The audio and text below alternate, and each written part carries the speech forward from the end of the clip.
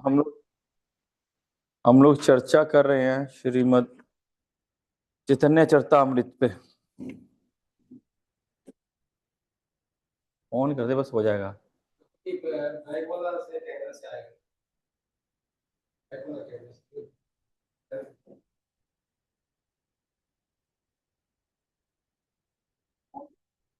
किसी का बुक नहीं है आप लोगों के पास? किसी के पास? किसी के पास नहीं है? ओके, तो हमारा कहाँ तक हुआ था प्रभु, किसी को मालूम है क्या? हरे कृष्णा हरे कृष्णा हरे कृष्णा। आवाज आ रही ना आप लोग को? हम लोग श्री चैतन्य चरितामृत का परिचय कर रहे हैं और हम लोग शायद 38 नंबर पेज पे थे। ठीक बोल रहा हूँ, गलत बोल रहा हूँ? हरे कृष्णा, कोई जवाब देते रहिए।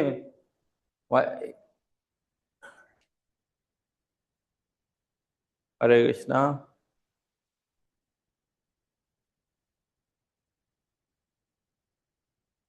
पांडे जी प्रभु कहाँ तक पढ़े थे? प्रभु जी अभी हमारे पास बुक नहीं है प्रभु जी, लेना है अभी। ओ, तो बुक किसके पास है जो आए थे पहले? बुक किसके पास है? कोई भी नहीं है? तो अच्छा, सारा मेरे को ही पढ़ना पड़ेगा। ठीक है, यही है। नहीं ठीक है, छोड़ दो। तो हम लोग 38 नंबर पेज पे थे, जो शिला प्रभुपाद ने, जैसे कि इसमें बताया गया है कि शिला प्रभुपाद ने 5 दिन दिवसीय प्रवचन दिया था न्यूयॉर्क में चैतन्य चरितामृत के ऊपर में। वही चर्चा, उसी लेक्चर को यहाँ पे दिया गया है। जो 5 दिन कंटिन्यू शिला प्रभुपाद ने लेक्चर दिया था, उसी लेक्चर पे हम लोग चर्चा कर रहे हैं। और उसी में लेक्चर में जो प्रभुपाद ने दिया था, उसमें चैतन्य चरितामृत के जो प्रथम कुछ श्लोक हैं, जो कि जिसको कि मंगलाचरण बोला जाता है, उन श्लोकों को के अनुवाद या उन श्लोकों के ऊपर प्रभुपाद ने अपना वक्तव्य दिया था। तो वो काफी कुछ हमने पढ़ लिया और थोड़ा सा रहता है, हम इसको पढ़ के फिर हम लोग चैतन्य चरितामृत में प्रवेश करेंगे। ठीक है, तो यहाँ शिला प्रभुपाद बोल रहे हैं, जैसा कि पहले कहा जा चुका है कि सारे भौतिक ब्रह्मांड भगवान द्वारा महाविष्णु के रूप में उत्पन्न किए जाते हैं। जिस प्रकार स्त्री तथा पुरुष के मिलन से संतान उत्पन्न होती है, उसी प्रकार महाविष्णु अपनी पत्नी माया अर्थात भौतिक प्रकृति से मिलते हैं। और इसकी पुष्टि भगवद गीता में कृष्ण इस कथन से करते हैं, सर्व योनिषु कुन्तेय कौन्तेय मूर्ते संभवन्ति च तस्मान ब्रह्म महद योनि अहम ब्रज बीज प्रदीपिता। तो हम लोगों ने अभी जो चर्चा की थी, तो उसमें अभी जो चर्चा प्रेजेंटली चल रही थी, वो नित्यानंद प्रभु के का प्रणाम चल रहा था और नित्यानंद प्रभु के बारे में बता रहे थे। उससे उससे पूर्व हम लोगों ने उससे पहले श्लोकों पे चर्चा कर ली थी, जिसमें महाप्रभु के आने का, जो महाप्रभु के प्राकट्य का भाव है, उसके ऊपर हमने चर्चा की थी। तो यहाँ जो हम लोग पढ़े थे कि जो नित्यानंद प्रभु हैं वो बलराम जी हैं, जो भगवान के प्रथम जो एक्सपेंशन है, प्रथम विस्तार है, तो उनके बारे में यहाँ चर्चा चल रही है। तो ये 8 नंबर श्लोक हम लोग कर रहे हैं और यहाँ भगवान क्या बता रहे हैं कि जो शिला प्रभुपाद क्या बता रहे हैं, जो कि जो महाविष्णु है, वो जब अपना सारे जीवों के बीज प्रद पिता है। तो भगवान गीता में बताते हैं कि अहम बीज प्रद पिता, किसके? सब जीवों के, जो भी जीव हैं, जितने भी जीव हैं। उसमें हे कुंती पुत्र, ये समझना चाहिए कि समस्त योनियों की सृष्टि इस भौतिक प्रकृति द्वारा संभव होती है। मैं उनका बीज प्रदान करने वाला पिता हूँ। विष्णु माया अर्थात भौतिक प्रकृति पर मात्र दृष्टिपात करते हैं, उसे गर्वित करते हैं। ये आध्यात्मिक विधि है। भौतिक रूप से हम अपने शरीर के केवल एक एक विशेष अंग से ही गर्भ स्थापित कर सकते हैं, किंतु भगवान कृष्ण या महाविष्णु किसी भी अंग से गर्भपात कर सकते हैं। तो इस पैराग्राफ में क्या है कि भगवान ने गीता में बताया कि मैं भौतिक प्रकृति के ऊपर दृष्टिपात करता हूँ। वो दृष्टिपात करने से वो गर्भित हो जाती है। भगवान जब चाहते हैं सृष्टि करना,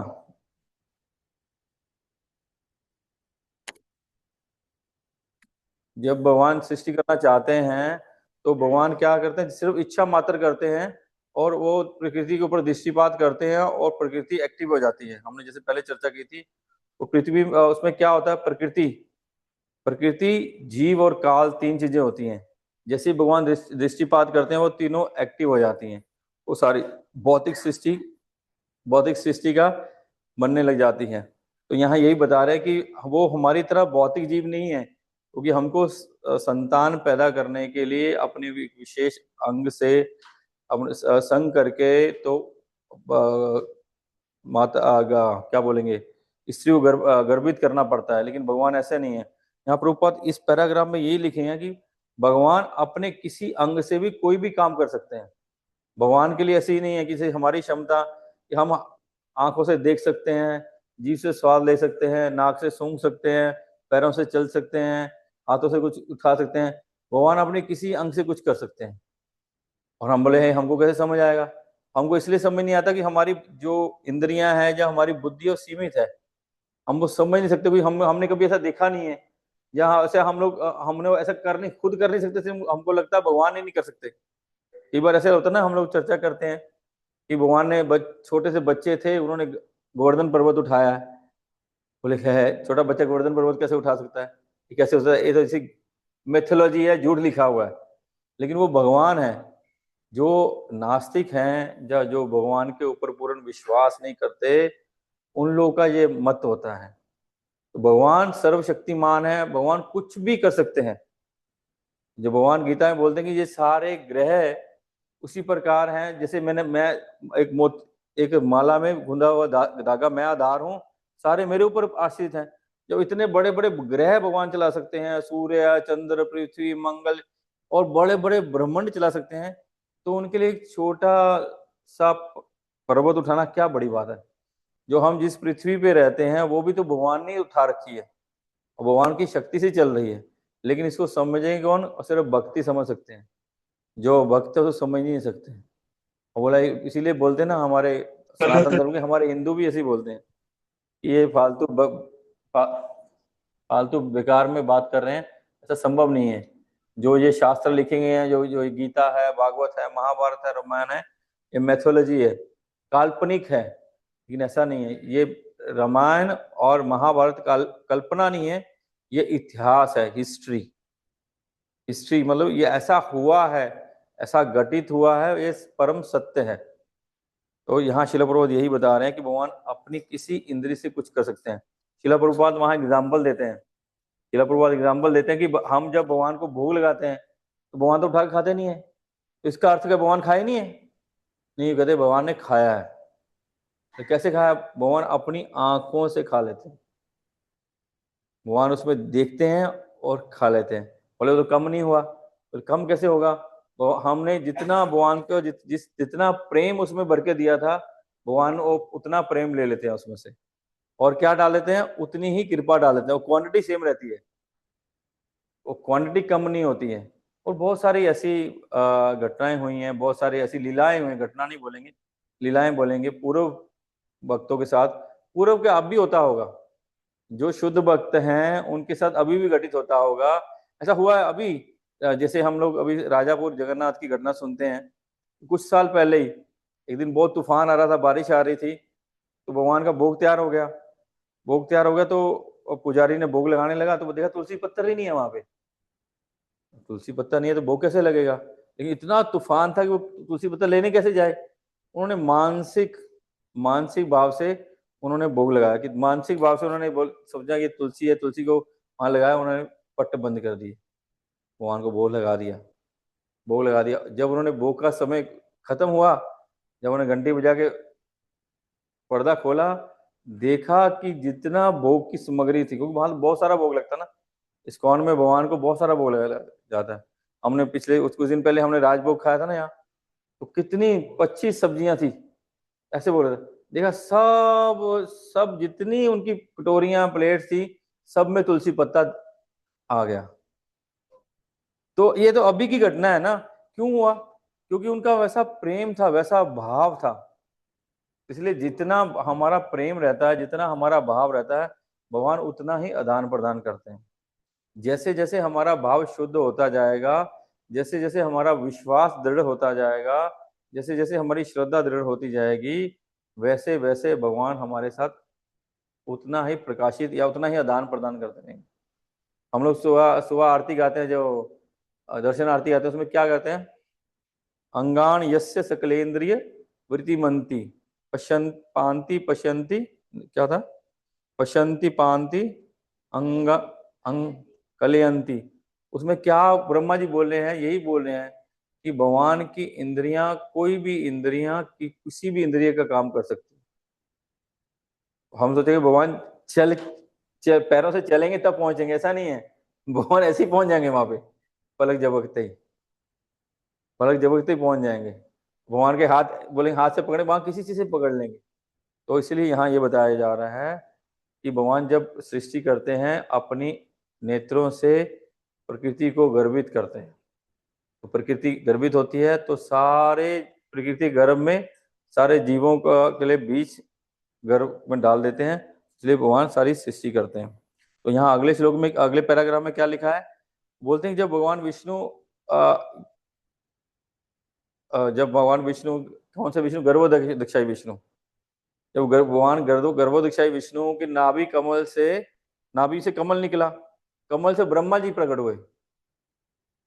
हुए ना। तो कहते कि भगवान को, लक्ष्मी जी को गर्भित नहीं किया। हम तो देखते ना हमारे इस भौतिक संसार में क्या होता है, भौतिक संसार में तो जो गर्भ होता है वो स्त्री धारण करती है, लेकिन ये क्या हुआ? स्वयं भगवान तो परम पुरुष है, उन्होंने उनके नाभि कमल से, देखिए जब हमारे बच्चे होते हैं तो माँ के नाल से बंधे रहते हैं ना, वो काटा जाता है, तो कमल का नाल वही वो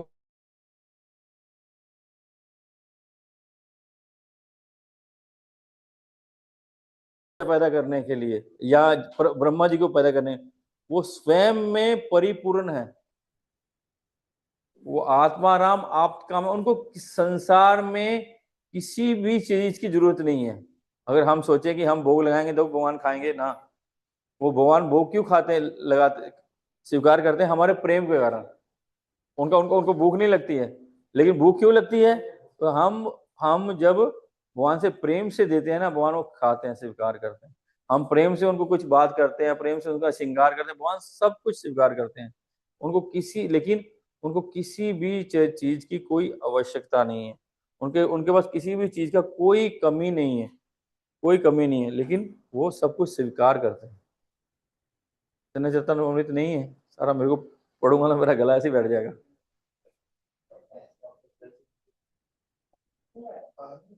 तो यहाँ पे जो श्लोकास आते हैं, हमने पहले 8 श्लोक कर लिए थे, ये 9th श्लोक का है।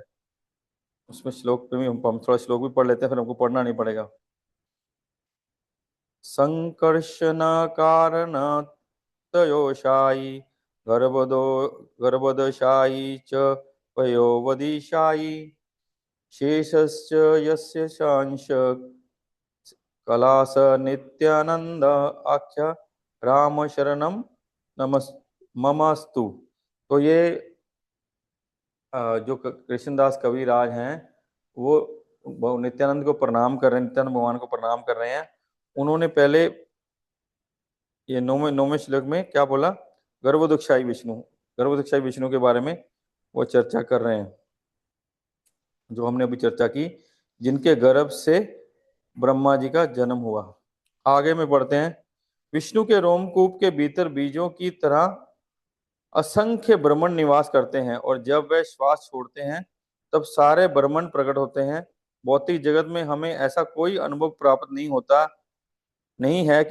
है भौतिक जगत में हमें ऐसा कोई अनुभव प्राप्त नहीं है, किंतु पसीना आने के विषय में हमें इसके विकृत प्रतिबिंब का अनुभव है।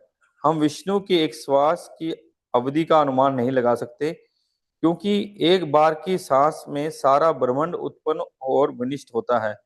ब्रह्म संहिता में ये कहा गया है कि ब्रह्मा जी केवल एक श्वास की अवधि तक जीवित रहते हैं, और हमारे काल माप के अनुसार ब्रह्मा जी का एक दिन 12 घंटा 43 करोड़ 20 लाख साल वर्षों का होता है, और ब्रह्मा अपना 100 वर्ष तक जीवित रहते हैं। फिर भी ब्रह्मा का सारा जीवन महाविष्णु की एक श्वास से निहित है, अतएव हमारे लिए महाविष्णु की सांस लेने की शक्ति का अनुमान लगा पाना असंभव है। ये महाविष्णु भगवान नित्यानंद के केवल आंशिक प्रकटे हैं और चैतन्य चरितामृत के लेखक 9वें श्लोक का वर्णन करते हैं। जो ये महाविष्णु हैं वो बलराम जी जो चतुर्व्यूह की रचना करते हैं, जो उनके संकर्षण हैं, फिर वो फिर से चतुर्व्यूह की रचना करते हैं, उनका उनसे कारणोदकशाही विष्णु महाविष्णु प्रकट होते हैं। उनकी एक सांस में कितना टाइम लगता है एक सांस लेने में? 15 नील और शायद 20 या 43, हम लोग बात कर रहे थे भागवत में, 15 नील और 43 अरब वर्ष हमारे जो है, इतनी हमारी एक सांस खत्म, उनकी एक सांस इतनी लंबी होती है। उसमें ब्रह्मा जी का 100 दिन होते हैं, 100 वर्ष होते हैं, और ब्रह्मा जी का एक दिन होता है 12 घंटे होते हैं, जिसमें 1000 चतुर्युग होते हैं। सत्ययुग, त्रेता युग, द्वापर युग और कलयुग। वो एक चतुर्युग 43,20,000 साल का होता है, और से इंटू 1000 करोगे तो 43 कितने बनेंगे? 43 जो भी बनेंगे वो बनते हैं। तो टोटल 15 नील और 80 अरब 80 साल की उनकी एक आयु होती है। वो अवधि भगवान विष्णु की एक सांस की अवधि है। भगवान जब सांस छोड़ते हैं तो सारे ब्रह्मांड प्रकट होते हैं, जब सांस खींचते हैं सारे ब्रह्मांड खत्म हो जाते हैं, और हम उतने में तो कितने करोड़ों बार जन्म लेके मर जाते हैं, हमारा कोई अस्तित्व नहीं। हम देखते हैं ना, देखिए हमारी हम देवताओं के लिए कीड़े, हमारे यहाँ कितने कीड़े मकोड़े होते हैं। हम देखते पतंगे पैदा होते हैं ना, मच्छर गर्मियों में पैदा होते हैं, वो उनकी आयु कितनी होती है? कुछ घंटे की होती है। वो पैदा होते हैं शाम, और देखे सुबह देखते लाइट के बाद सब मरे हुए होते हैं, देखा ना आपने ऐसा? तो उनकी आयु उतनी है, हम तो उससे भी निकृष्ट हैं। हम उसे तो ब्रह्मा जी या देवताओं की आयु कितनी लंबी है, और भगवान की सांस कितनी लंबी है, वो इस यहाँ बता रहे हैं। और ब्रह्मा बोलते हैं भगवान विष्णु के रोमकूप से अनंत कोटि जो ब्रह्मांड है वो प्रकट होते हैं, वो निकलते हैं। जैसे हमारे रोमकूप से पसीना निकलता है ना, ऐसे ही भगवान के रोमकूप से ब्रह्मांड निकलते हैं। बोले इसलिए हम लोग इससे अनुमान लगा सकते हैं। और 10 में कोई पढ़ेगा? हाँ हाँ पढ़िए प्लीज। हरे कृष्ण। 10वें तथा 11वें श्लोक में कृष्णदास कविराज वर्णन करते हैं कि गर्भोदकशाही विष्णु और क्षीरोदयशाही विष्णु क्रमशः महाविष्णु के श्वास विस्तार है। ब्रह्मा जी गर्भोदकशाही विष्णु की नाभि से उत्पन्न कमल से प्रकट होते हैं, और उस कमल की नाल के भीतर अनेक ग्रह मंडल विद्यमान है। फिर ब्रह्मा जी समग्र मानव समाज, पशु समाज, प्रत्येक वस्तु की सृष्टि करते हैं। क्षीरोदयशाही विष्णु ब्रह्मांड के भीतर क्षीर सागर पर शयन करते हैं। इस ब्रह्मांड के वे नियंता तथा पालक है।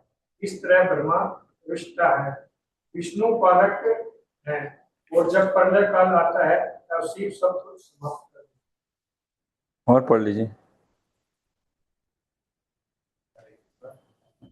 इस प्रकार से चैतन्य चरितामृत के पहले 11 श्लोकों में कृष्णदास कविराज गोस्वामी ने चैतन्य महाप्रभु की विवेचना साक्षात पूर्ण पुरुषोत्तम भगवान श्री कृष्ण और भगवान नित्यानंद की बलराम के रूप में की है, जो कृष्ण के प्रथम विचार है।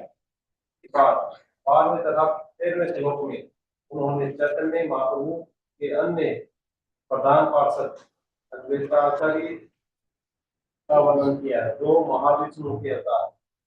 इस प्रकार अद्वैताचार्य भी भगवान है, या क्यों कहें कि भगवान के विस्तार है। अद्वैत शब्द का अर्थ है कि द्वैत रहित, और उनका नाम ऐसा है क्योंकि वे भगवान से अभिन्न है। वे आचार्य भी कहलाते हैं क्योंकि उन्होंने कृष्ण भावनामृत का प्रसार किया है। इस प्रकार वे चैतन्य महाप्रभु की तरह ही, यद्यपि भगवान चैतन्य स्वयं कृष्ण है, किंतु वे सामान्य जनों को कृष्ण से प्रेम करने की विधि बताने के लिए भक्त रूप में प्रकट हुए। इसी प्रकार यद्यपि अद्वैताचार्य भगवान है, फिर भी वे कृष्ण भावनामृत का ज्ञान वितरित करने के लिए प्रकट हुए। इस प्रकार वे भी भगवान हैं जो भगत के रूप में अवतरित हुए। हरे कृष्णा। तो यहाँ जैसे शिला प्रभुपाद बता रहे हैं, ये 10वें 11वें और 12वें 13वें नंबर का श्लोक है, उसके ऊपर शिला प्रभुपाद यहाँ बता रहे हैं। यस्यांश शील गर्भो दक्षाई यन्नाभयवजम लोक संगात नालम लोक सतृष्टु सुतिका दामदासु तम श्री नित्यानंद राम प्रपद्यते। यस्य अंश अंश अंशा परमात्मा अखिलानां पोष्टा विष्णुर्भाति दुग्धा विदिशाई क्षणो क्षणोनि क्षणो अक्षणोनि वर्ता यत्काल सो अपयंत स तम श्री नित्यानंद राम प्रपद्यते। तो यहाँ जो महाविष्णु जो बलराम जी जिनका एक्सपेंशन करते हैं, कारणोदक्षाई विष्णु, कारणोदक्षाई विष्णु से गर्भोदक्षाई विष्णु, गर्भोदक्षाई विष्णु से शिरोदक्षाई विष्णु होते हैं। जो भगवान महाविष्णु है, जो कारणोदक्षाई विष्णु है, वो जब गर्भोदक्षाई विष्णु वो ब्रह्मांड भी प्रकट करते हैं, फिर वो गर्भोदक्षाई विष्णु की एक्सपेंशन करते हैं। जो गर्भोदक्षाई विष्णु है, सारे ब्रह्मांड के जितने भी ग्रह हैं उनके अंदर में परमात्मा रूप में स्थापित होते हैं। उनके नाभि कमल से ब्रह्मा जी प्रकट होते हैं। तो इसी बताया कि विष्णु जो हैं पालक हैं, ब्रह्मा जी जो हैं वो फिर उसके बाद सृष्टि करते हैं। भगवान ही उनको ज्ञान देते हैं, उस ज्ञान के माध्यम से ब्रह्मा जी सृष्टि करते हैं और शिव संहार करते हैं। ये भगवान के तीनों क्या बोले गुना अवतार हैं, जो विष्णु ब्रह्मा विष्णु महेश, ये तीनों भगवान के गुना अवतार हैं। जो सत्य गुण है, सतोगुण है, विष्णु उनके अवतार हैं या उनका कार्यभार करते हैं। जो रजोगुण है, जिनसे सृष्टि करते हैं, ब्रह्मा जी उनका कार्यभार करते हैं। जो तमोगुण है, वो जो संहार करते हैं, शिव जी उनका कार्यभार लेते हैं। ऐसा नहीं है कि शिव जी कोई तमोगुण में है, तो तीनों ही इन गुणों से ऊपर हैं, गुणों में नहीं है, गुणों के ऊपर है, लेकिन इनकी रिस्पॉन्सिबिलिटी होती है ना। वो जैसे एग्जाम्पल देते हैं, जैसे जेल होती है, जेल में एक जेलर होता है। वो जेलर जो होता है, जेल में उसका ऑफिस होता है या उसका घर भी हो सकता है, कोठी भी हो सकती है, बंगला भी हो सकता है, लेकिन वो जेल में नहीं है, वो उसका कंट्रोलर है वो वहाँ उसकी अथॉरिटी चलती है, वो कैदी नहीं है वहां पे। ऐसे ही ये जो शिव जी हैं वो तमोगुण में नहीं है, वो जस्ट उसका टेक केयर करते हैं। वो भगवान के महाविष्णु और महावैष्णव है, यहाँ ये बताया जा रहा है। उसके बाद ये बताया जा रहा है यहाँ पे, एक मिनट,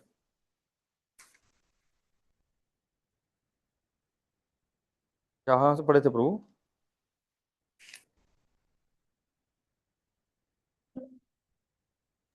श्लोक पढ़े थे। हाँ, उसके बाद उनका अद्वैत आचार्य जो हैं वो महाविष्णु और सदाशिव का प्रकाश हैं। और वो जो अद्वैत आचार्य हैं वो भगवान के भक्त के रूप में आते हैं। उनकी ही प्रार्थना से वो जब भगवान को पुकारते हैं, देखते हैं कि जो इस भौतिक संसार में भक्ति का प्रचार प्रसार नहीं हो रहा, आडंबर हो रहा है, तो वो अपने शालिग्राम और गंगा जल और तुलसी से भगवान को बहुत पुकारते हैं। तब भगवान उनकी प्रार्थना स्वीकार करके यहाँ आने का निश्चय करते हैं। तो भगवान उनकी अद्वैत आचार्य की से प्रार्थना से, इसलिए उनको अद्वैत आचार्य भी बोला जाता है। उसके बाद बोले जाते हैं, आगे पढ़े, यही पढ़े हैं क्या? इसमें बताया कि अभी 13 श्लोकों में चैतन्य महाप्रभु का जो भगवान है, स्वयं भगवान है, उनको महाप्रभु कृष्ण है, कभी वह सामान्य जनों को कृष्ण से प्रेम की विधि बतलाने के लिए भगवान जो चैतन्य महाप्रभु हैं, सामान्य जनों को, हम जैसे लोगों को प्रेम भक्ति सिखाने के लिए यहाँ प्रकट हुए हैं। यहाँ कृष्णदास कविराज यही बताते हैं। आगे पढ़िए प्रभु। भगवान चैतन्य की लीलाओं में कृष्ण 5 विभिन्न अंशों में प्रकट होते हैं, जिन्हें पंचतत्व कहते हैं। जिन्हें श्री कृष्णदास कविराज चैतन्य चरितामृत के 14वें श्लोक में नमस्कार करते हैं। कृष्ण तथा उसके सारे पार्षद भगवत भक्तों के रूप में प्रकट होते हैं।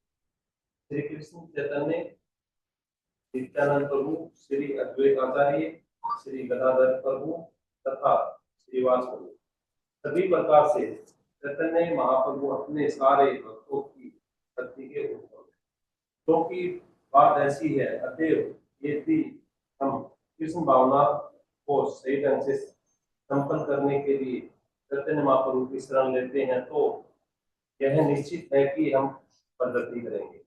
नरोत्तम दास ठाकुर एक गीत में कहा गया है, हे भगवान चैतन्य मुझ पर कृपा करें, आपके समान दयालु दूसरा कोई नहीं है। मेरी यह याचना अत्यंत अविलंबनीय है, क्योंकि आपका ध्येय है पतित आत्माओं का उद्धार करना और मुझसे बढ़कर अधिक पतित कोई नहीं है। इसलिए मैं आपसे प्रार्थना के आधार पर कृपा की याचना करता हूँ। तो यहाँ जो शिला कृष्णदास कविराज है वो बोलते हैं, पंच तत्व आत्म कृष्ण भक्त रूपम स्वरूपकम भक्तावतारम भक्ताख्यम नमामि भक्त शक्तिकम। कि मैं उन परमेश्वर कृष्ण को सदा नमस्कार करता हूँ जो अपने भक्त रूप, भक्त स्वरूप, भक्तावतार, शुद्ध भक्त और भक्त शक्ति रूप में लक्षण में से अभिन्न है। तो हम लोग यहाँ वो पंच तत्व को प्रणाम करते हैं। भगवान ने अपने आप को 5 रूपों में प्रकट किया है, वो पूरा एक पैकेज है। जो महाप्रभु में श्री कृष्ण है, नित्यानंद प्रभु जो आदि गुरु हैं वो बलराम जी हैं, अद्वैत आचार्य जो महाविष्णु और सदाशिव के प्रकाश हैं, और गदाधर जो शक्ति है, शक्ति किसको बोलते हैं? राधा रानी को, वो राधा रानी है, और श्रीवास जो है जीव तत्व हैं, नारद मुनि है। तो वो सबको प्रणाम कर रहे हैं, तो वो एक कंप्लीट पैकेज है। और इनको 5 को जब हम पंच तत्व बोलते हैं, इनकी शरण में जाने से ही हमको भक्ति मिलेगी। तो यहाँ नरोत्तम दास ठाकुर का एक भजन है जो मायापुर में दर्शनार्थी में गाया जाता है। कौन सा है? जो महाप्रभु के सामने गाते हैं, श्री कृष्ण चैतन्य प्रभु दया करो मोरे, तुम बिन के दयालु जगत संसारे, पतित पावन हेतु तव अवतार, मौसम पतित प्रभु न पाइवे और। इसमें नरोत्तम दास यही कहते, ठाकुर यही थे, श्री कृष्ण चैतन्य प्रभु दया करो मोरे। तो मतलब कि जो महाप्रभु हैं उनको महावदन्य बोला जाता है। वो जीवों के उद्धार के लिए, कल्याण के लिए उनका प्रकट हुआ, और उनसे जैसा दयालु और कोई नहीं है। बोले मेरे को दया करो, श्री कृष्ण चैतन्य प्रभु दया करो मोरे, तुम बिन के दयालु जगत संसार है। तो तुमसे बड़ा कौन दयालु है? और तुम्हारा तो अवतार ही पतितों को पावन करने के लिए, और मुझसे बड़ा पतित कौन है? कृपा करके मेरे ऊपर दया कीजिए। आगे बढ़ी प्रभु। 15वें श्लोक से कृष्णदास कविराज गोस्वामी सीधे कृष्ण को नमस्कार करना प्रारंभ कर देते हैं। कृष्णदास कविराज वृंदावन के निवासी तथा महान भक्त थे। वे अपने परिवार के साथ बंगाल के वर्धमान जिले के एक छोटे से गांव अटवा में रहते थे। वे अपने परिवार वालों के साथ राधा कृष्ण की पूजा करते थे, और एक बार जब उनके परिवार में भक्ति के विषय में कुछ गलतफहमी हुई तो नित्यानंद प्रभु ने स्वप्न में कृष्णदास कविराज को उपदेश दिया कि वे घर छोड़कर वृंदावन चले जाएं। यद्यपि वे अत्यधिक वृद्ध थे, किंतु वे उसी रात वृंदावन में निवास करने के लिए चल पड़े। जब वे वहां थे तब वे चैतन्य महाप्रभु के प्रधान शिष्यों कुछ गोस्वामियों से मिले। वृंदावन के भक्तों ने उनसे प्रार्थना की कि वे चैतन्य चरितामृत लिखें। यद्यपि उन्होंने लेखन कार्य वृद्धावस्था में शुरू किया, किंतु श्री चैतन्य की कृपा से वह पूरा हो गया। आज चैतन्य महाप्रभु के दर्शन और जीवन के विषय में यह सर्वाधिक प्रमाणित। तो यहाँ पे कृष्णदास कविराज जिन्होंने जो ग्रंथ के लेखक हैं उनके बारे में बताया गया कि उन्होंने वृंदावन निवास किया। उससे पूर्व कटवा के पास गांव में रहते थे। हमने उनकी पहले चर्चा कर चुके हैं। उनके भाई ने जो नित्यानंद प्रभु के जो पार्षद थे उनको सम्मान नहीं दिया, और तो वो थोड़ा रुष्ट हो गए। तो उन्होंने बोला कि ऐसा नहीं हो सकता कि आप महाप्रभु को मानते हैं और नित्यानंद प्रभु को नहीं मानते, तो जो कृष्ण को मानते, बलराम को मानते नहीं मानते, तो ऐसा ये अन्याय है ये। इसलिए वो दुखी थे, रात को फिर नित्यानंद प्रभु उनके सपने में आए, उनको बोले कि आप वृंदावन जाओ। तो वो वृंदावन गए, तो वह राधा गोविंद मंदिर में वो बैठते थे। राधा गोविंद मंदिर बहुत सुंदर, बहुत बड़ा था। तो वहां पे 7 मंजिल होती थी, अभी तो 7 मंजिल होती थी। उसकी मंजिल के ऊपर टॉप फ्लोर पे दीपक जलता था, दीपक जलता था। और आगरा में औरंगजेब रहता था, औरंगजेब। तो एक दिन वो अपने महल के ऊपर गया, तो उसने देखा कि ये रोशनी कहाँ से आ रही है। उसने अपने जो भी उसके मंत्री से बुलाया, ये कहाँ जल रहा है। आगरा, वृंदावन से आगरा में वो रोशनी दिखती थी। ऐसा हो सकता है, हमने भी देखा है। अभी कोरोना काल आया था ना, कोरोना काल में इतना आसमान साफ हो गया था कि वहां हम लोग का घर पंजाब में है, तो हमारी पंजाब में छत से कम 200 किलोमीटर दूर पहाड़ियां हैं, वो हमारी वहां छत से दिख रही थी। इतना क्लियर, मतलब पोल्यूशन खत्म हो गया था। तो इसका मतलब उस समय भी दिखती हुई, उसके अंदर ना गाड़ी थी, ना घोड़े थे, ना पेट्रोल था, ना था डीजल, ना था, ना ये किसी प्रकार पोल्यूशन नहीं था। तो उस समय दिख रहा था। तो उन्होंने को उसका, वो तो शालू है ही, उसने बोला जाके मंदिर तोड़ो। तो फिर उन्होंने ऊपर के 4 फ्लोर तोड़ दिए थे। जो तोड़ दिए थे, जब वो तोड़ रहे थे तो उनके सामने में, बिल्कुल मंदिर के सामने में बजरंगबली का मंदिर है। तो वहां वहां वैसे ही वृंदावन में बहुत बंदर हैं। तो उन्होंने, हनुमान जी ने अटैक कर दिया, उनको अटैक कर दिया, तो सबको भगा दिया। तो फिर अभी वो उसी स्टेज में है, 3 मंजिलें हैं अभी उसकी। तो बहुत सुंदर मंदिर था, राजा मान सिंह ने बनाया था। और उसी स्थान पे बैठ के सब भक्त, महाप्रभु के जो पार्षद थे, वहां भगवान की लीलाओं का श्रवण कीर्तन करते थे। तो सबने कृष्णदास कविराज को बोला कि महाप्रभु की लीलाओं के बारे में लिखे, क्योंकि उससे पहले चैतन्य मंगल और चैतन्य भागवत लिखी जा चुकी थी। तो चैतन्य भागवत लिखी जा चुकी थी, उसमें सिर्फ चैतन्य भागवत में महाप्रभु की मायापुर की, नवद्वीप की लीलाएं थी। एक भक्त चाहते थे जो महाप्रभु की जो पुरी की लीला है उसको भी श्रवण करना चाहते थे। उन्होंने रिक्वेस्ट की कि आप उसको लिखिए, लेकिन वो इतने वृद्ध थे, उनके हाथ कांपते थे। मतलब उस समय जब लिखना चालू किया, कम से कम 80-85 साल के थे वो, और उनकी पलकें वो खुद उठा नहीं पाते थे, ऐसे ऐसे पकड़ के उठानी पड़ती थी, इतने वृद्ध हो चुके थे। लेकिन सब भक्तों ने बोला, और नित्यानंद प्रभु ने उनको आदेश दिया। फिर वो मदन मोहन के मंदिर में गए, बोले भगवान अगर बोलेंगे तो मैं लिखूंगा। तो वो उन्होंने जब भगवान को, मदन मोहन को प्रणाम किया, मदन मोहन ने अपनी माला गिरा दी। सोचा कि ठीक है, भगवान चाहते हैं मैं लिखूं। तो उन्होंने ये ग्रंथ लिखा, चैतन्य चरितामृत, जो गौड़ियों का सबसे बहुत इंपॉर्टेंट ग्रंथ है, जिसमें महाप्रभु की पूरी लीला है। तो ऐसे हैं कृष्णदास कविराज, ये लिखा हुआ। तो कहाँ तक पढ़े प्रभु? अच्छा ठीक है, थोड़ा आगे, 1 मिनट पढ़िए, चलो आगे पढ़िए।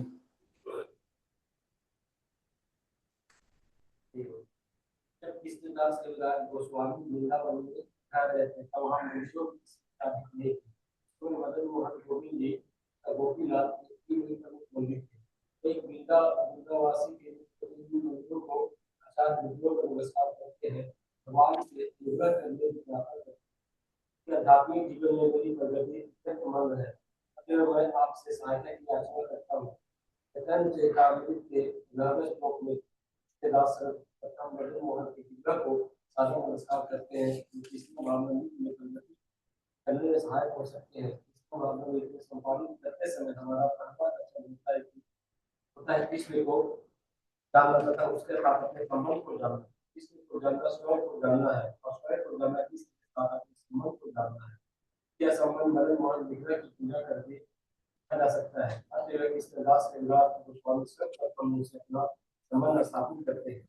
तो 15वें श्लोक में वो भगवान मदन मोहन को प्रणाम करते हैं। जायतम सुरतो पंगो मम मंदिर मंदिर गते मत सर्वस्व पदम्बुजो श्री राधा मदन मोहिने। तो उसका अनुवाद ऐसे है, सर्वथा दयालु राधा तथा मदन मोहन की जय हो। मैं पंगु तथा कम बुद्धि हूँ, फिर भी मेरा मार्गदर्शक, वह मेरे मार्गदर्शक हैं और उनके चरण कमल मेरे लिए सर्वस्व हैं। तो वो माँ भगवान मदन मोहन को प्रणाम करते हैं, जो मदन मोहन शिला सनातन गोस्वामी के विग्रह हैं। ऐसा नहीं कि उनके विग्रह हैं, उनसे पूर्व जो भगवान के पड़ पुत्र हुए बजरनाभ, ये विग्रह उन्होंने बनाए थे।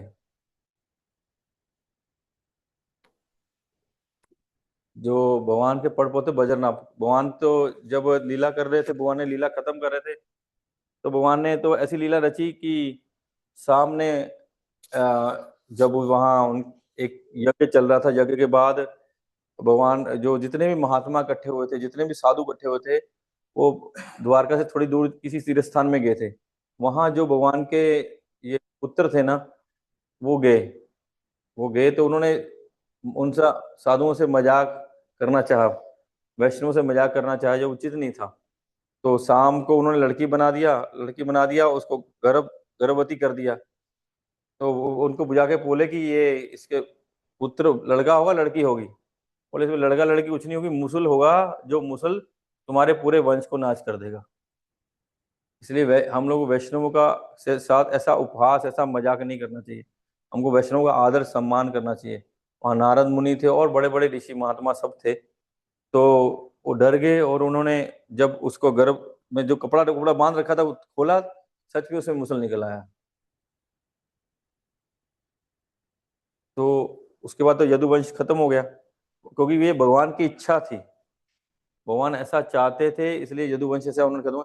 लेकिन उसके बाद जो बचे थे उसमें यदुओं में बजरनाभ, तो बजरनाभ अब कृष्ण को देखे नहीं थे, तो वो अपनी दादी को बोलते थे कृष्ण कैसे हैं, कृष्ण कैसे हैं, कृष्ण कैसे हैं। तो उनको एक पत्थर मिला था, हरे कृष्णा। तो उन्होंने पत्थर के 3 भाग किए, उसमें से उन्होंने डीटीज बनाए। तो जैसे जैसे उनकी दादी बताती रही, तो वो पत्थर को उस पर तराशते रहे। तो पहले उन्होंने डीटी बनाए थे मदन मोहन। तब उनकी दादी ने बोला कि नहीं नहीं, ये तो ठीक बने नहीं, इनके केवल जो पाँव वो भगवान के जैसे हैं, उनके जो चरण हैं वो भगवान के जैसे हैं, लेकिन बाकी वो भगवान के जैसे नहीं है। तो जो वो डीटी थे, उनका नाम था मदन मोहन। तो जो डीटी थे वो मथुरा में, बजरनाथ तो अपने धाम चले गए, वो तो 5-5.5 हजार साल पहले की बात है। लेकिन जो ये घटना घट रही है, जो सनातन गोस्वामी लगभग 550 साल पहले वृंदावन में थे, जब महाप्रभु यहाँ प्रकट हुए, महाप्रभु ने अपने पार्षदों को आदेश दिया तुम लोग जाओ वृंदावन, वहां के लीला स्थलियों को प्रकट करो। तो वो लीला स्थलियों को प्रकट करने के लिए जो जो षट गोस्वामी या अष्ट गोस्वामी या भगवान के और भी बहुत सारे पार्षद वृंदावन में थे। तो उस समय जब सनातन गोस्वामी भिक्षा माधुरी करी करने जाते थे, वो वृंदावन से मथुरा जाते थे, मथुरा। तो मथुरा जाते थे तो वहां एक चौबे परिवार था, चौबे परिवार, वो ब्राह्मण थे, ब्राह्मण, चौबे ब्राह्मण होते ना, चतुर्वेदी बोलेंगे ना, शायद उसको चतुर्वेदी बोलते हैं ना, चौबे। तो उस समय तो जो भक्त लोग होते थे, ज्यादा ब्राह्मणों के घर में, जो भक्तों के घर से भिक्षा करते थे। तो उस समय ये मुसलमान भी तो बहुत हो गए थे, तो उनके घर में जाते थे, तो वहां मदन मोहन जी के दर्शन करते थे। उनके घर के डीटी थे मदन मोहन, लेकिन उनके घर में कौन था? सिर्फ एक बुढ़िया माता थी, बाकी कोई परिवार में बचा नहीं था। तो कोई परिवार में बचा नहीं था। तो वो बोलती थी इनको, सनातन गोस्वामी, बाबा इसे दिल मत लगाओ, ये इससे दिल मत लगाओ, ये बहुत निष्ठुर है, ये मेरा पूरा परिवार ले, इसने मेरा पूरा परिवार खत्म कर दिया, ऐसे बोलती थी, इससे दिल मत लगाओ। लेकिन भगवान के शुद्ध भक्त है, भगवान का विग्रह है, और शुद्ध भक्त के माध्यम से भगवान के खुद के पड़पोत्र के उन्होंने उस विग्रह को बनाया है। तो वहां जाते थे, देखते थे कि वो जो विग्रह मदन मोहन है ना, बाहर भी खेलते हैं बच्चों के साथ। तब जो जाते रहते थे उसको खड़े हो देखते रहते थे, देखते रहते थे, दर्शन करते रहते थे। तो एक दिन वो जो मदन मोहन है, वो जो माता जी थी, बुढ़िया थी, उनके सपन में आए, बोले कि मैं इस बाबा के साथ जाना चाहता हूँ। तो जब उसके बाद सनातन गोस्वामी भिक्षा करने के लिए आए, सनातन गोस्वामी 1 महीने में 1 बार भिक्षा करते थे, केवल 1 बार। वो जो उस दिन उनको जो भी चपाती मिल जाती, सिर्फ रोटी लेते थे, कुछ नहीं लेते थे। रोटी मिलती थी, रोटी लेते थे, रोटी लेके आके वृंदावन में यमुना जी के तट पे उसको मिट्टी में दबा देते थे। 30 रोटी मिली, उसको मिट्टी में दबा दिए 30 रोटी को। प्रतिदिन 1 रोटी निकालते थे, यमुना के जल में उसको धोते थे, धो के बस वो खाते थे और कुछ नहीं खाते थे। रोंगटे खड़े हो रहे ना, कैसे आचार्य थे, ऐसे ही तपस्वी। उससे पहले वो बंगाल के प्रधानमंत्री थे, जो नवाब था उसके यहाँ प्रधानमंत्री थे। लेकिन महाप्रभु की ऐसी कृपा हुई कि उन्हें इतना वैराग्य आ गया और वो वहां वृंदावन में गए। वो साथ जितने गोस्वामी हैं उनमें सबसे वरिष्ठ वो हैं, सबसे बड़े वो थे। सब सब उनका सम्मान करते थे। वो मतलब हमारे गोस्वामी नहीं, जितने भी वृंदावन में साधु थे, सबके सब उनका सम्मान करते थे। तो फिर जो राधा मदन मोहन है वो उनके साथ आ गए, उनके साथ सनातन गोस्वामी के साथ। तो वो आ गए तो उन्होंने सेवा चालू कर दी। कौन सा टीला है वो? आदित्य टीला। आदित्य टीला पे उनको उन्होंने बिठा दिया, तो वहां उनकी सेवा चालू कर दी। तो एक दिन भगवान बोले कि यार बाबा, ये रोज रोज सूखा खिलाते हो, मेरे से गीटा नहीं आता है, कम से कम नमक तो दो।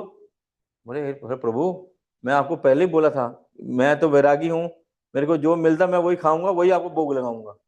अभी आप नमक मांग रहे हो, आज कल आप मक्खन मांगोगे, मिश्री मांगोगे। अगर आपको खाना है अपनी व्यवस्था अपने आप कर लो, मेरे से मैं आपकी व्यवस्था नहीं कर पाऊंगा। भगवान हंसने लग गए। देखिए, हमको लगता है कि ये विग्रह पत्थर के हैं या ठीक है, लेकिन ये विग्रह जो होते हैं वो पत्थर के नहीं होते। जिनको आचार्य प्राण प्रतिष्ठा कर देते हैं मंत्रों द्वारा, वेदी मंत्रों द्वारा, वो साक्षात भगवान है। हमने बहुत सारी लीलाएं देखी हैं, चाहे श्रीपाद रामानुजाचार्य थे, उनके शिष्य थे, और जितने संप्रदाय हैं उसमें सब लोग जो शुद्ध भक्त है भगवान के साथ, उनका साक्षात आदान प्रदान होता है। तो ये भगवान राधा मदन मोहन, हम जाते हैं तो हमको मूर्ति दिखती है। अब जाए कहाँ पे राधा मदन मोहन है मालूम है आपको? कहाँ पे है? अभी अभी करौली में है, राजस्थान में। अभी वृंदावन में नहीं है। जब फिर मुसलमानों ने अटैक किया ना, तो उनके जो सेवक थे उनको लेके राजस्थान चले गए थे। अभी राधा मदन मोहन, राधा गोविंद, राधा गोपीनाथ, राधा विनोदी लाल, स और 3 विनोदी लाल, गोविंद जी और गोपीनाथ तो जयपुर में है। जो मदन मोहन है वो करौली में है। तो इनको संबंध विग्रह बोला, यहाँ संबंध के। तो संबंध क्या, हमारा भगवान के साथ क्या संबंध है, ये जानना है। तुमको राधा मदन मोहन की सेवा करनी चाहिए, लिखा है।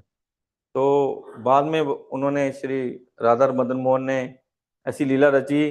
पंजाब से एक कपूर जी जा रहे थे, यमुना में नदी में बोट में जा रहे थे। वो समझो बिजनेस करने जाते थे, बड़ा बड़ा सा शिप होता था, उसमें जा रहे थे माल को भर के बेचने के लिए। उनका शिप फंस गया। तो किसी ने उनको बोला ये कौन निकाल सकता है? बोले जो आदित्य टीला में बाबा रहता है ना, वो चाहेगा तो इसको निकाल सकता है, अगर वो बोलेगा निकल जाएगा। तो उनके पास आए आए तो उनको प्रार्थना की, बोले मेरे को नहीं, और राधा मदन मोहन को प्रार्थना करो। उनको प्रार्थना किए तो राधा उनको मदन मोहन ने छुड़वा दिया। उनको वो भी लीला थी, क्योंकि तो उनका छूट गया। छूट के आगरा में जाके जो सामान बहुत दूर जाके बेचना था, आगरा में उनका सामान बिक गया। और जो सामान वो एक्सपेक्ट कर रहे थे 100 रुपए का बिकेगा, समझ लो, वो सामान लाख रुपए बिक गया। और वो बोले थे कि मैं जो मेरे को प्रॉफिट होगा मैं आके राधा मदन मोहन को दे दूंगा।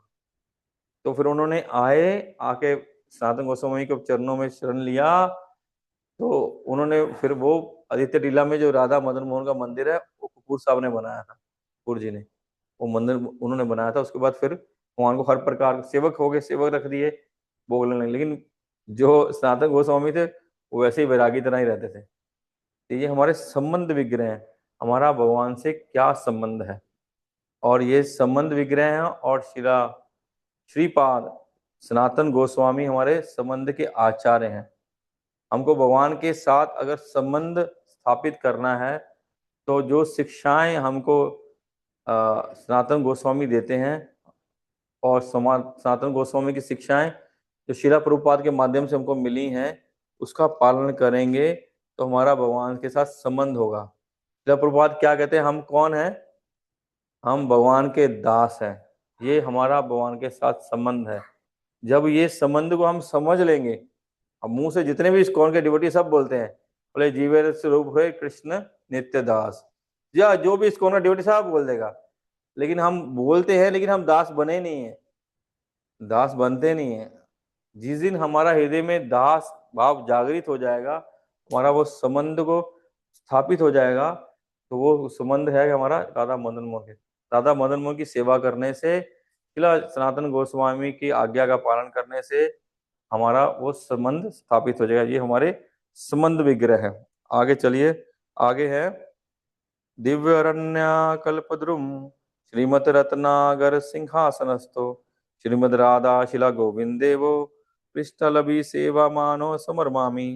सॉरी, उससे पहले हम लोग इसका अनुवाद पढ़े थे ना, जायतम सूरतोर पंगो मम मंदिर बदर मतेर गते। तो कृष्णदास कबीरा क्या लिख रहे हैं कि श्री राधा मदन मोहन की जय हो, और मैं पंगु हूँ, अपंग हूँ, और मेरी बुद्धि मंद है, मैं किसी के योग्य नहीं हूँ, मेरा जो कुछ भी है वो क्या है, श्री राधा मदन मोहन के चरण हैं, वो ये बोलते हैं। फिर आगे के बोलते दिव्य अरण्य कल्पद्रुम श्रीमद रत्नागर सिंहासनस्थो श्रीमद राधा शिला गोविंद देवो पृष्ठलभि सेवा मानो समरमामी। श्री राधा गोविंद वृंदावन में कल्पतरु वृक्ष के नीचे रत्नों के मंदिर में तेजो में सिंहासन के ऊपर विराजमान होकर अपने सर्वाधिक अंतरंग पार्षद द्वारा सेवित होते हैं, मैं उन्हें नमस्कार करता हूँ। पढ़िए वहां आगे से, जहाँ छोड़े थे वहां से पढ़िए। जब यह संबंध स्थापित हो जाता है तो गोविंद को अपनी निवेदन करते हैं। गोविंद विग्रह को ये विग्रह कहा जाता है क्योंकि वे हमें दिखाते हैं कि राधा कैसे मदन मोहन की विग्रह केवल यह स्थापित करते हैं कि मैं आपका सनातन सेवक हूँ। गोविंद के साथ सेवा की वास्तविक संस्कृति गोविंद वृंदावन में नित्य निवास करते हैं। वृंदावन की आध्यात्मिक जगत के महादेव वृंदावन गाय बछड़ू देने वाली होती है, इन्हें सूर्य कहा जाता है। संहार के बीच कल बीच कहलाते हैं क्योंकि व्यक्ति को भी भावना करता हुए उसे खुद करते टाइम कितना हुआ है? चलाते हैं टाइम वहां की हजारों बाबा को पूजा करती है जो सचमिया होती है। जब कृष्ण भौतिक जगत में अवतीर्ण होते हैं और यही वृंदावन उनके साथ अवतीर्ण होता है। इस तरह किसी विख्यात व्यक्ति के साथ अध्ययन चलता है कि जब कृष्ण आते हैं तो उनकी भूमि भी साथ आती है।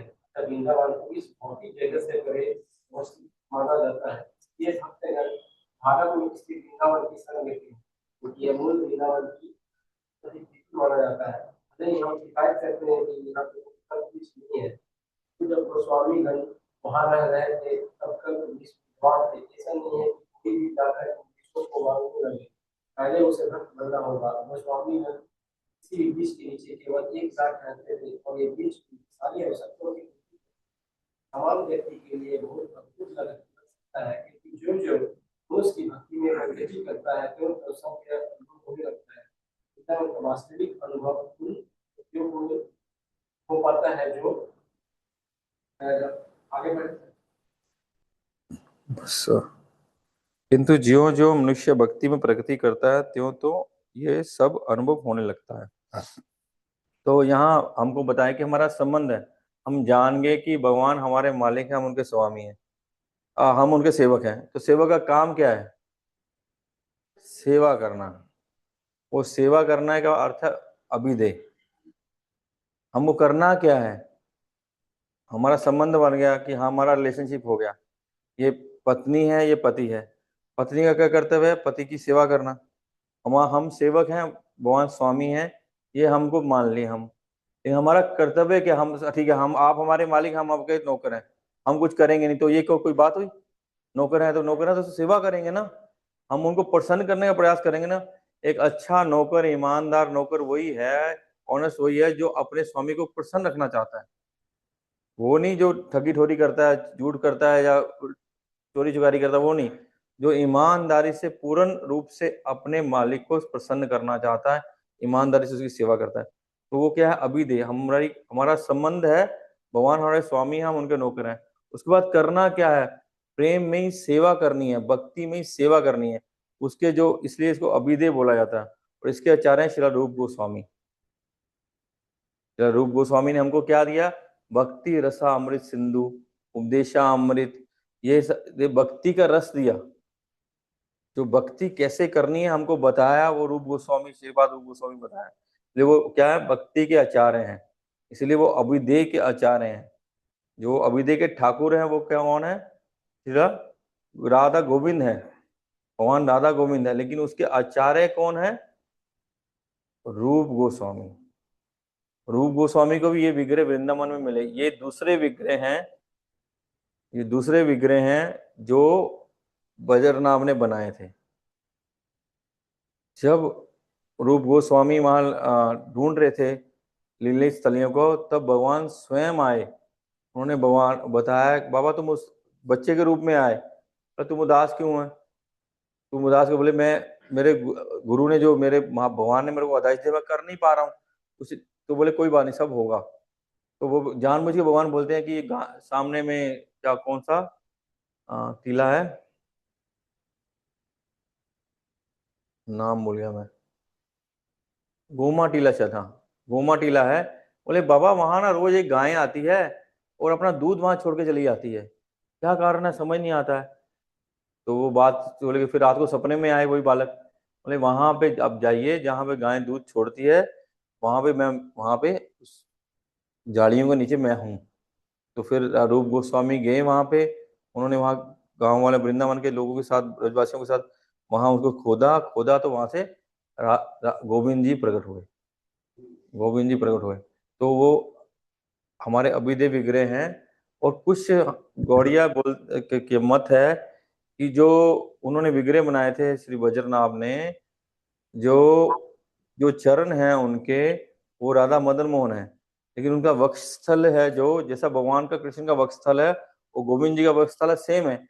लेकिन कुछ का मत है कि नहीं, कि गोपीनाथ जी का वक्षस्थल और भगवान का वक्षस्थल सेम है, और जो गोविंद जी का मुखमंडल है वो भगवान कृष्ण की तरह है, पूर्ण भगवान कृष्ण की तरह है। तो भगवान का यहाँ धाम के बारे में बताया श्रील प्रभुपाद ने, कि भगवान जब आते हैं, जब गोविंद जी आते हैं, हमको गोविंद जी की सेवा करनी है। गोविंद जी आते हैं जब कैसे होते हैं, यहाँ पे जो प्रणाम मंत्र बोले, जब गोविंद जी आते हैं वो कहाँ, वृंदावन में प्रकट होते हैं, तो वो दिव्य वातावरण है, अलौकिक वातावरण है, उस वातावरण की हम कल्पना नहीं कर सकते। और जब वो आते हैं और दिव्य वातावरण में आते हैं, तो क्या होगा, वो कल्पतरु वृक्ष हैं, जो कल हमारी इच्छा कल्पना करने से, जहाँ उनसे कुछ मांगने से, कामना करने से वो कुछ भी दे सकते हैं, ऐसे वृक्ष के नीचे में वो दोनों क्या है, रतन के मंदिर, रतन सिंहासन है। रतन सिंहासन के ऊपर में कौन बैठे हैं, श्री राधा और कृष्ण वहां विराजमान है। इसके साथ अपने अंतरंग पार्षदों के साथ, अपने जो उनके अंतरंग पार्षद हैं जो उनकी सेवा में लगे हैं, वहां पे विराजमान है। तो यहाँ शिला प्रभुपाद ने अपने इस लेक्चर में बताया, ब्रह्म स्तुति में से श्लोक लिया, चिंता मणि प्रकर सदम सुकल्प वृक्ष लक्षावृतेषु सुरभि अभिपालयंतम लक्ष्मी सहस्त्र सत संभ्रम सेवामानम गोविंदमादि पुरुषम तमहम वदामि। बोलते हैं ब्रह्मा जी क्या बोलते हैं, ब्रह्मा जी बोलते हैं जो भगवान का धाम है वो चिंता मणियों से बना हुआ है। भगवान के जो महल हैं वो बहुमूल्य रत्नों से बने हुए हैं, और वहां सुरभि गाय हैं जो कुछ भी देने को सक्षम है। और सुरभि गाय थी ना उनके पास, वशिष्ठ जी के पास थी। और परशुराम के पिताजी का नाम क्या था, जमदग्नि जमदाग्नि, जमदाग्नि के पास थी। तो क्या नाम है, सहस्त्रबाहु बाहु अर्जुन था, वो उनको जबरदस्ती उनके पास सुरभि गायें थी, तो वो उनसे ले छीन गया। उससे पहले क्या हुआ था, वो चीटिंग करके लेके गए थे, वो तो उनको उनको मर्डर कर दिया था। उससे पहले एक बार क्या हुआ था, विश्वामित्र वहां आए थे, जब विश्वामित्र राजा थे वहां पे आए, तो वहां आए तो वो तो अकेले थे, तो जब वो आए तो बोले कि राजा ऋषि के आश्रम में आए, उनके साथ हजारों हजारों की संख्या में सैनिक थे। बोले हम थके हुए हैं, हमको भूख लगी है, कुछ व्यवस्था हो सकती है? बोले हाँ कोई बात नहीं, व्यवस्था हो जाएगी। तो वो उनको बोले ठीक है, हाथ पैर धोइए और बैठिए। उसको उनको चिंता, ये 10-20 हजार लोग हैं हम लोग, बैठने को बोल दिया, ये अकेले हैं या माता जी इनकी पत्नी है, इसका खाना कहाँ से लाएंगे? तो उन्होंने, उनके पास सुरभि गाय थी, उनको बोला कि इतने अतिथि आए हैं, इनको खाद्य पदार्थ दो। तो सुरभि गाय ने ढेर लगा दिया। जब विश्वामित्र को मालूम पड़ा कि इनके पास सुरभि गाय हैं, बोले मैं राजा हूं, मेरे को दो, राजा को मिलनी चाहिए, तो प्रॉपर्टी है। तो बोले नहीं, ये तो हम तो ऋषि हैं, हम ऋषि हैं, तो हम साधु हैं, हमारे पास गाय तो है जिससे हम अपना पेट भर, कुछ नहीं मिलेगा, गाय का दूध पियेंगे तो हो जाएगा, जंगल में फल नहीं मिले हो जाएगा। तो बोले मैं तो नहीं दे सकता, हमारा तो यही आश्रय है। तो नहीं, उन्होंने बोले नहीं, मैं इसको जबरदस्ती लेके जाऊंगा। जब वो जबरदस्ती लेके जाने लगे तो सुरभि मैया उनको पूछी, जमदाग्नि को, कि आप चाहते हैं कि मैं इनके साथ जाऊं? बोले मैं तो जाता नहीं, लेकिन मैं क्या करूं, मैं तो अकेला हूं, मैं क्या कर सकता हूँ, इतने हजारों 10-10 हजार 20 हजार की सेना है। बोले आप नहीं चाहते ना? बोले नहीं, मैं नहीं चाहता कि आप जाएं। तो सुरभि गाय ने हजारों की संख्या में सैनिक बना प्रकट कर दिए, और जितने उनके सैनिक थे वो सबको मार दिया, उन्होंने मार के भगा दिया। तो विश्वामित्र तब उसके बाद वो सोचे कि मैं राजा हूं और मेरी कुछ क्षमता ही नहीं है, और ये साधु है, साधु की कितनी क्षमता है कि हजारों की सेना को एक सेकंड में हरा दिया, 1 मिनट में हरा दिया। उन्होंने राजपाट तैयार करके तो वो तपस्या करने लगे थे, उसके बाद वो भी महर्षि बने। तो सुरभि गायें हैं ऐसी, भगवान जहाँ रहते हैं भगवान के यहाँ पे अनंत सुरभि गायें हैं, और वहाँ लाखों लाखों लक्ष्मियां भगवान की सेवा में लगी रहती हैं। तो शिला प्रभुपाद लिखते हैं, जब भगवान आते हैं वो अपने पार्षदों के साथ और अपने धाम के साथ स्वयं अवतरण होते हैं। और जब भगवान आते हैं पूरी मंडली के साथ आते हैं, वो अकेले नहीं आते हैं, सारी मंडली का। जब वो भगवान ने यहाँ आना था तो भगवान गोलोक वृंदावन में थे, तो गोलोक वृंदावन में थे तो वो बोले मैं तो लीला, मेरा तो अभी मेरे को भूमलोक में जाना है, मैं जा रहा हूँ, तो वहां मेरे लीला मेरा अवतार का समय हो गया या मेरे प्रकट का समय हो गया। तो उन्होंने बोले राधा रानी को बोले कि आप भी चलो मेरे साथ। तो राधा रानी ने 3 शर्त रखी थी कि वृंदावन को लेके जाओगे, यमुना को लेके जाओगे और गोवर्धन को लेके जाओगे तो मैं जाऊंगी। तो इसलिए भगवान जहाँ प्रकट होते हैं वहां वृंदावन होता है। और भगवान क्या बोलते हैं, भगवान बोलते हैं मैं कभी भी वृंदावन को नहीं छोड़ता, कभी वृंदावन, कृष्ण बोलते मैं एक कदम भी वृंदावन के बाहर नहीं रखता हूँ, वृंदावनम परित्यज्य पदम एकम न गच्छामि, एक कदम भी मैं वृंदावन से बाहर नहीं रखता। इसलिए जहां भगवान है, जहां भगवान के भक्त हैं, जहां भगवान प्रकट होंगे वो अपने अपने जो धाम के साथ अपने पार्षदों के साथ रहते हैं, वैसे प्रकट होते हैं। और इसमें क्या लिखा है कि हमको ऐसे भगवान की सेवा करनी चाहिए, ऐसे भगवान की भक्ति करनी चाहिए, और शिला रूप गोस्वामी के आदेशों को पालन करके हमको भगवान की सेवा में अपने आप को नियुक्त करना चाहिए। ऐसे भगवान जो श्रीमती राधा रानी के साथ रतन सिंहासन में कल्पतरु वृक्ष के नीचे में वृंदावन के दिव्य रम्य स्थान में वहां विराजमान करते हैं। आगे पढ़ना है प्रभु, एक पेज है ना, करके खत्म करें ना इसको। कोई और पढ़िए, किसी और को दीजिए। हाँ दीजिए, आप उनको प्रभु को दीजिए, प्रभु को दीजिए। एक पेज पढ़ के खत्म करते हैं। वृंदावन का वास्तविक अनुभव उन व्यक्तियों को ही है बहुत ध्यान से सुनिएगा, बहुत इंपॉर्टेंट बात है इसमें। भौतिक आनंद से विमुख हो चुके हैं। एक महान भक्त पूछता है, तब मेरा मन भौतिक भोग की लालसा से शुद्ध हो सके, इससे मैं वृंदावन का दर्शन कर सकूं। हम जितने ही अधिक कृष्ण भावना भावित होंगे और जितने ही अग्रसर होंगे, सारी वस्तुएं इतनी ही आध्यात्मिक लगने लगेंगी। इस प्रकार कृष्णदास कविराज गोस्वामी ने भारत के वृंदावन को आध्यात्मिक आकाश में स्थित वृंदावन जैसा ही माना, और चैतन्य चरितामृत के 16वें श्लोक में वे राधा रानी तथा कृष्ण को वृंदावन में एक कल्प वृक्ष के नीचे रत्न जटित सिंहासन पर आसीन बतलाते हैं। वहाँ कृष्ण की प्रिय गोपियां राधा तथा कृष्ण की सेवा गाकर, नाचकर, तांबूल तथा जलपान देकर और उन्हें फूलों से सजाकर करती हैं। आज भी भारत में लोग झूलते हुए सिंहासनों को सजाते हैं और जुलाई अगस्त मास में इस दृश्य की पुनर्जीवित करते हैं। सामान्यतः उस समय लोग वहाँ के अर्चा विग्रहों को नमस्कार करने वृंदावन जाते हैं। अंत में कृष्णदास कविराज गोस्वामी पाठकों को गोपीनाथ विग्रह के नाम पर आशीर्वाद देते हैं। गोपीनाथ विग्रह गोपियों के स्वामी के रूप में कृष्ण हैं। कृष्ण सारी गोपियों को अपनी बंसी की ध्वनि से आकृष्ट करते हैं और जब गोपियां अपने घर के सारे कामकाज छोड़कर आ जाती थी तब कृष्ण उनके साथ नृत्य करते थे। ये सारे कार्यकलाप श्रीमद् भागवत के 10वें स्कंध में वर्णित हैं। ये गोपियां कृष्ण की बाल्यावस्था की संगिनी थी और उनमें से बहुत सी विवाहिता थी, क्योंकि भारत में लड़कियों का विवाह सामान्यतः 12 वर्ष की आयु में हो जाता है। हाँ, लड़कों का विवाह 18 वर्ष के पूर्व नहीं होता। कृष्ण जो उस समय 15 या 16 वर्ष के थे, विवाहित नहीं थे, फिर भी वे इन लड़कियों को उनके घरों से बुलाते और अपने साथ नृत्य करने के लिए आमंत्रित करते। यह नृत्य रासलीला कहलाता है और यह वृंदावन की लीलाओं का सर्वाधिक उच्च स्तर का विलास है।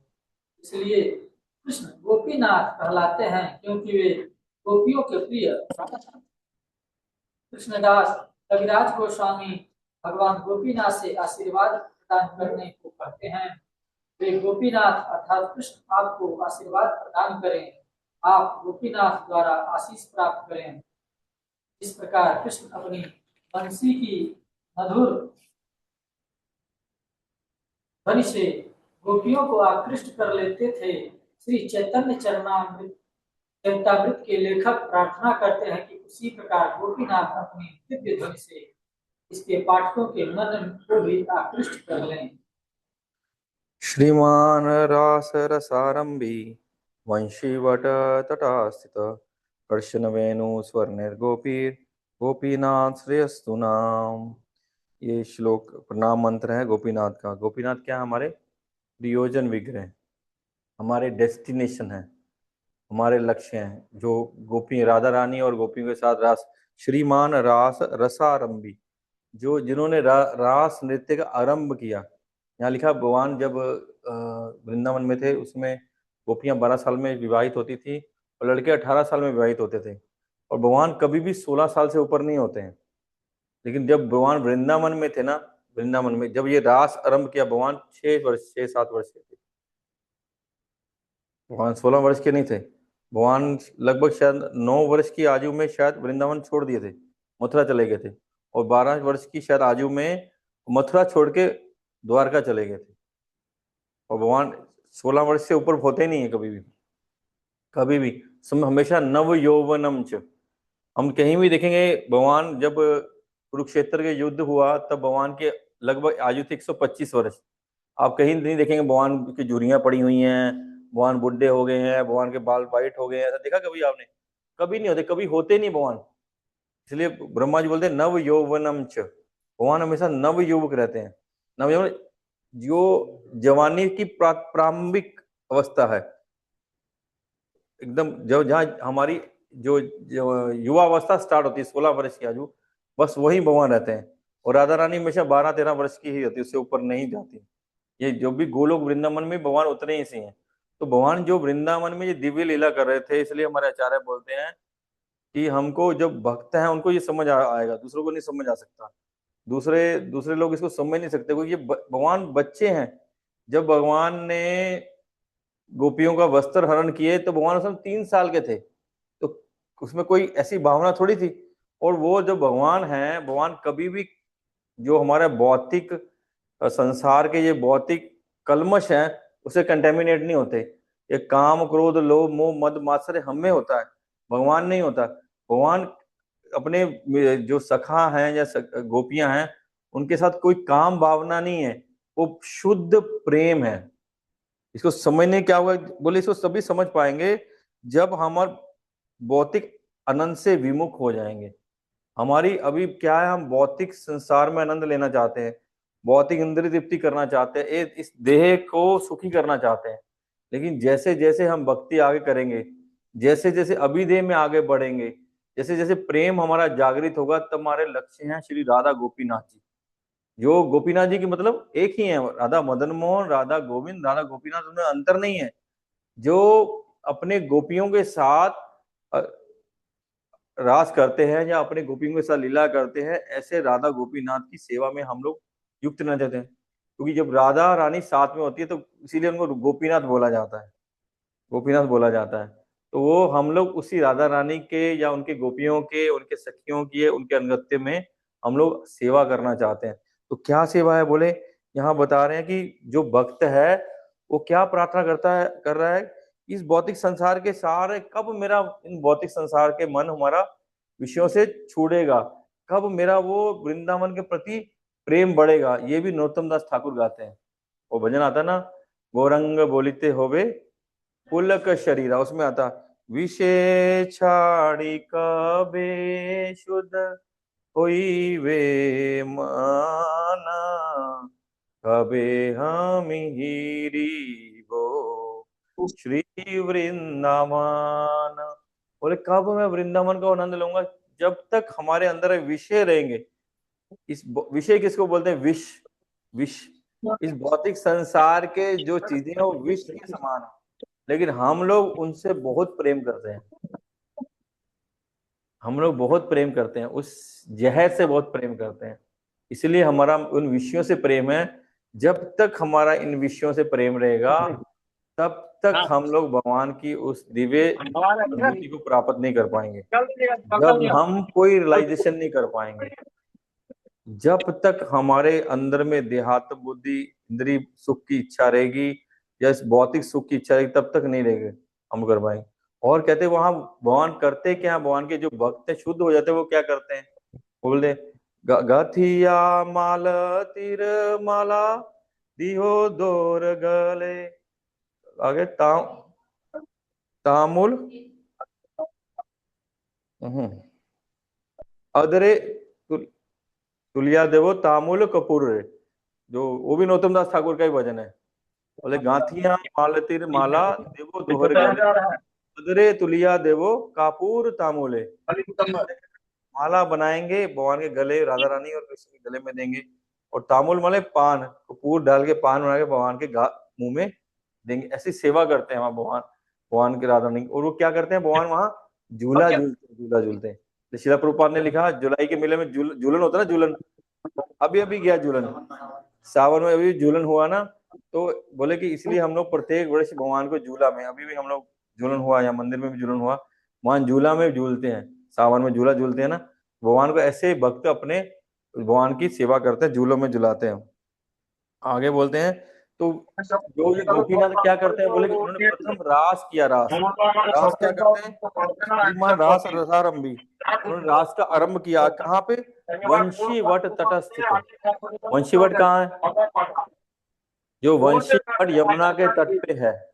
अब देखें वंशी वट, कभी कोई गया, दर्शन किया वंशी वट का, नहीं किया, वंशी वट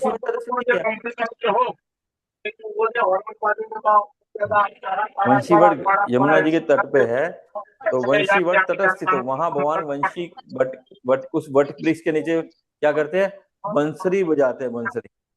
बंसरी कर्शन वेणु स्वर्ण गोपी, बंसरी बजाते हैं।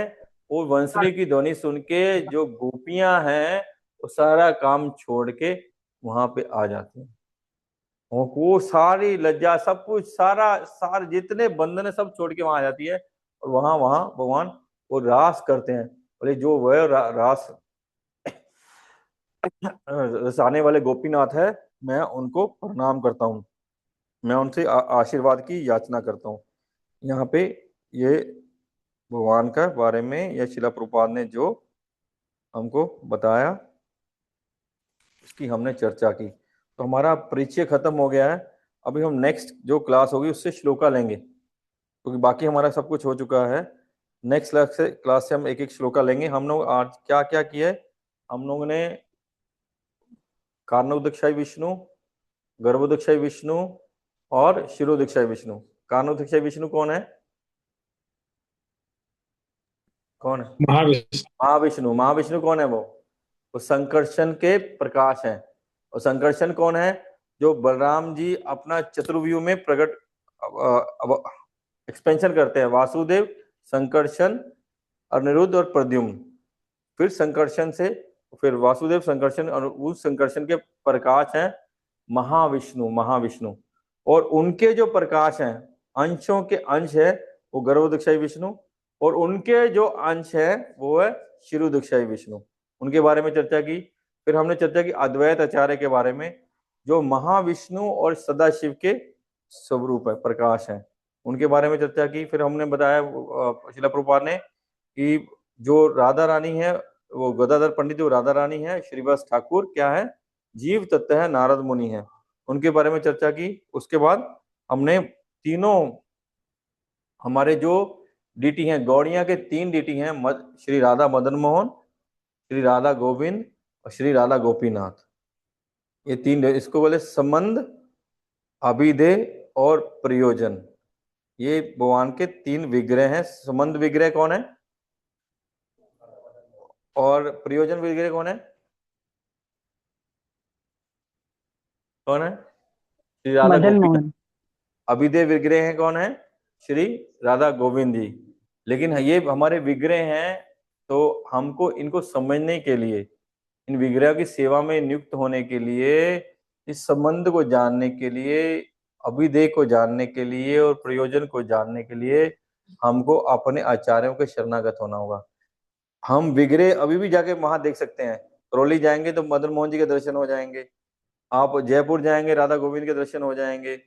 आप जयपुर में गोपीनाथ का मंदिर तो बहुत छोटा है, आप गए हैं कोई? आप गए? गोपीनाथ जी का मंदिर छोटा है, गोविंद जी का मंदिर बहुत बड़ा है। गोविंद जी का मंदिर तो जो राजा का महल था ना, उसी महल में गोविंद जी रहते हैं। तो गोपीनाथ जी का मंदिर छोटा है, तो दर्शन हमको मिलेंगे।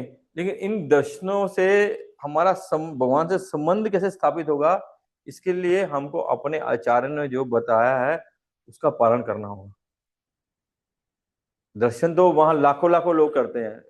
गोविंद जी की तो इतनी भीड़ होती है, कोई हिसाब नहीं है। मंगला आरती में बहुत भीड़ होती है। और करौली में भगवान मदन मोहन का प्रसाद इतना टेस्टी है, आपको क्या बताऊं।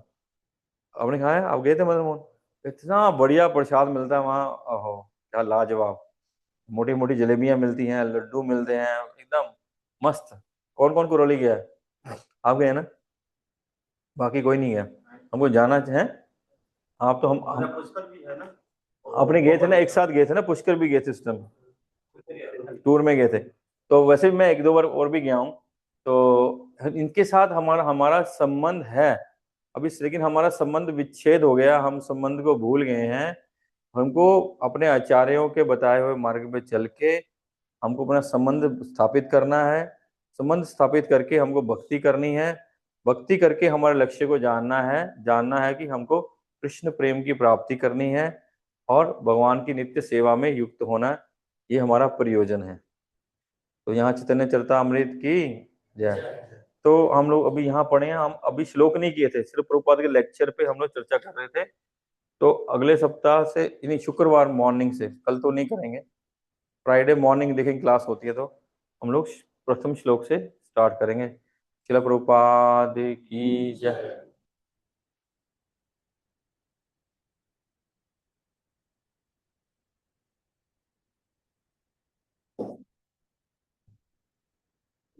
क्वेश्चन